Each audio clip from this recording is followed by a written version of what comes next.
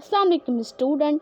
आज की इस वीडियो के अंदर हम सेक्शन 1 को समझने जा रहे हैं। कॉन्ट्रैक्ट एक्ट के बेसिक लेक्चर को कवर करने के बाद हमारा ये पहला लेक्चर होगा जिसमें हम सेक्शन 1 को समझने जा रहे हैं। तो before starting my video, if you are new here, subscribe to my channel and don't forget to press the bell icon for latest update.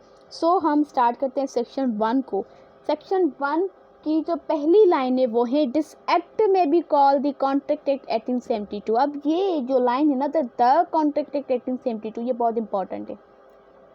याद रखिएगा, लॉ गेट के अंदर या फिर किसी भी जहाँ पे एमसीक्यूज़ का ऑप्शन, एमसीक्यूज़ के टाइप के जो क्वेश्चंस आते हैं वहाँ पे ये सवाल आता है और एक दो मरतबा आया है कि द कॉन्ट्रैक्ट एक्ट 1872, इस एक्ट का नाम बताएं।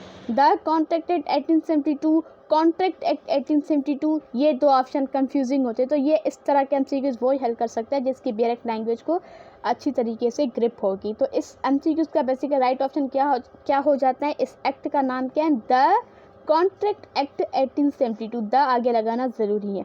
याद रखिए, किसी भी सेक्शन के किसी भी कानून का जो सेक्शन 1 होता है वो हमेशा शॉर्ट टाइटल से रिलेटेड है। वो कब बना, कब उसकी कमिटमेंट हुई, इसकी एक्सटेंट क्या है, ये सारी चीज़ें बताई जाती है। तो इसी के अंदर भी आप लोगों को पहले एक्सटेंट और कमिटमेंट बताई गई है कि it extend to the whole of the Pakistan. इसकी जो एक्सटेंट है, लिमिट है, हद है, वो पूरे पाकिस्तान में है।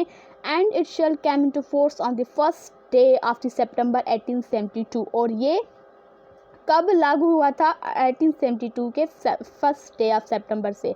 अब कुछ कानून ऐसे होते हैं जो जिस वक्त बनते हैं कि बस जिस वक्त प्रेसिडेंट ने वो उसकी दस्तखत की वो उसी डे उसी टाइम से लागू हो जाएगा।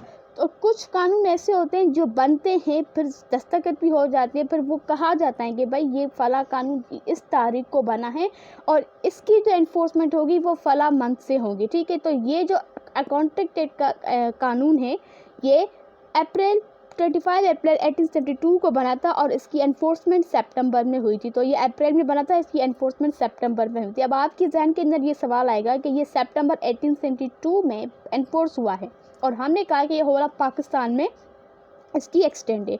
तो जब 1872 के अंदर ये कानून बना है तब तो पाकिस्तान था ही नहीं। तो इसकी जो एक्सटेंड है हम ये यहाँ पर क्यों बता रहे हैं? तो इस सवाल को जानने के लिए आपको मेरे कॉन्ट्रैक्ट एक्ट के पहले लेक्चर को सुनना पड़ेगा, तो ये आपका ये डाउट क्लियर हो पाएगा। नेक्स्ट है इंटेक्टमेंट। ठीक है, इसकी डायरेक्ट लैंग्वेज को रीड करते हैं कि nothing herein content shall affect the provisions of any statute act और regulation not hereby expressly repeal. किसी भी स्टेट्यूट का, एक्ट का, रेगुलेशन का कोई भी प्रोविज़न जो इस कानून के अंदर 1872 कॉन्ट्रैक्ट एक्ट के अंदर एक्सप्रेसली रिपील्ड नहीं किया गया। रिपील का मतलब होता है निकाला नहीं गया या ख़त्म नहीं किया गया, या इसके अंदर रिपील्ड नहीं है। ठीक है, ख़त्म नहीं किया या फिर या इसमें नहीं है। ठीक है, nor any usages of the custom of the trade nor any incident of any contract not inconsistent with provisions of the this act.